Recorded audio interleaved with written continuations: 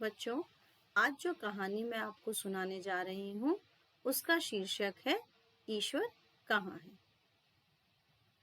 एक समय की बात है, किसी गांव के बाहर एक आश्रम में ऋषि रहा करते थे। वह बड़े धर्मनिष्ठ थे। उनके अनेक शिष्य थे। रोज सुबह आश्रम के बाहर एक घने पेड़ के नीचे वो बैठ जाते और अपने शिष्यों को उपदेश देते।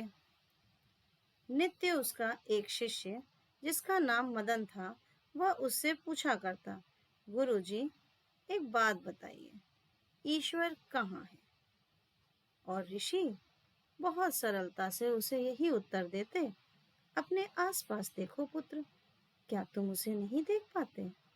परंतु मदन को ऋषि जी की कोई भी बात समझ में नहीं आती।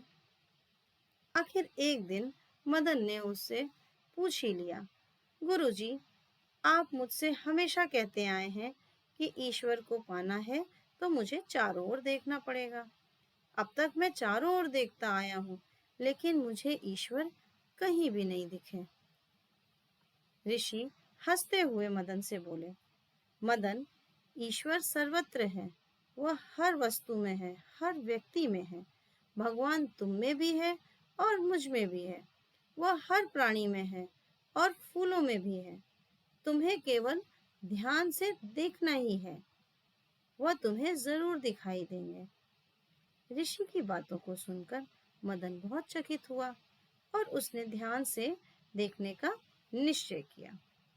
यही बात सोचते सोचते वह जब अपने घर लौट रहा था, तो उसने ऋषि की बातों पर विचार किया। वह सोचता रहा कि क्या ईश्वर सब वस्तुओं में मौजूद है? वह मुझ में भी है, ये कैसे संभव है? तभी अचानक उसके पीछे से कुछ शोर सुनाई दिया। मदन ने जैसे ही मुड़कर देखा, तो एक हाथी दौड़ा चला आ रहा था। उस पर जो महावत बैठा था, वो चिल्ला रहा था, ये हाथी पागल हो गया है, रास्ता छोड़ दो, हटो।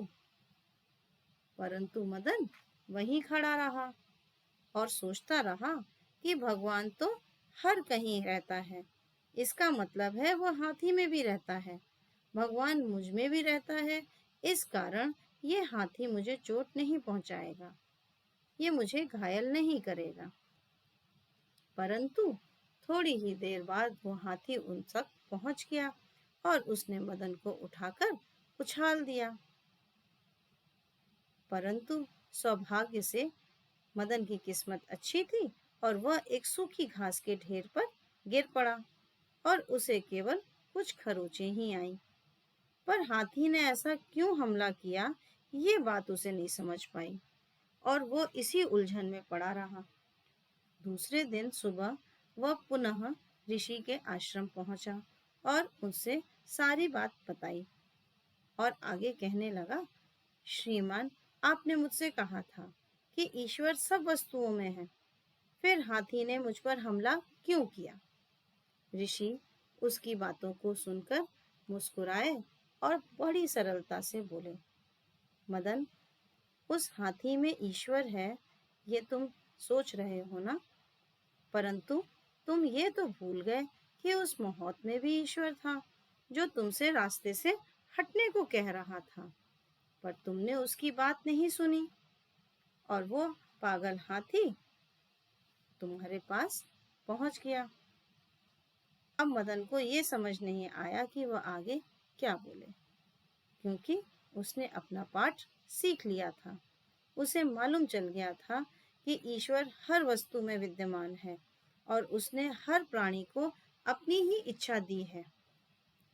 हाथी उस पर हमला करना चाहता था, इसलिए उसने उस पर हमला किया। मौत उसे बचाना चाहता था, इसलिए उसने उसको सावधान किया। लेकिन मदन वहीं खड़ा रहना चाहता था उस समय, इसलिए वो कितना भी सावधान किए जाने पर भी वहां से नहीं हटा और उसे चोट लग गई।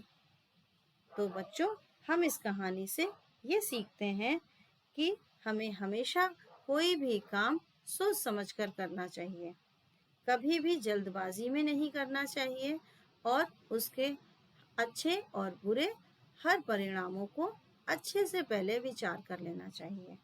धन्यवाद।